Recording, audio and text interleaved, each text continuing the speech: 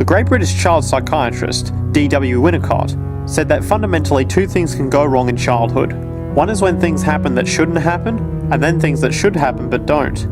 In the first category is the traumatic and abusive and abandonment experiences of my downtown Eastside patients and of many addicts.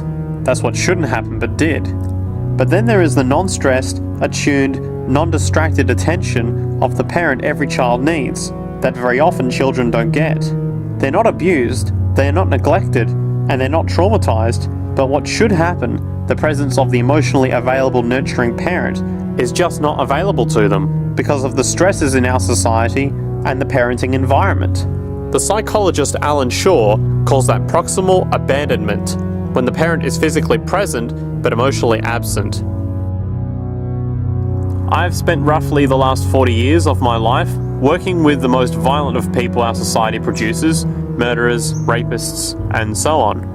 In an attempt to understand what causes this violence, I discovered that the most violent of the criminals in our prisons had themselves been victims of a degree of child abuse that was beyond the scale of what I ever thought applying the term child abuse to.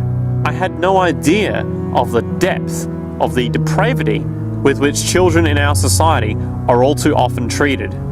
The most violent people I saw were themselves the survivors of their own attempted murder, often at the hands of their parents or other people in their social environment, or were the survivors of family members who had been killed, their closest family members, by other people.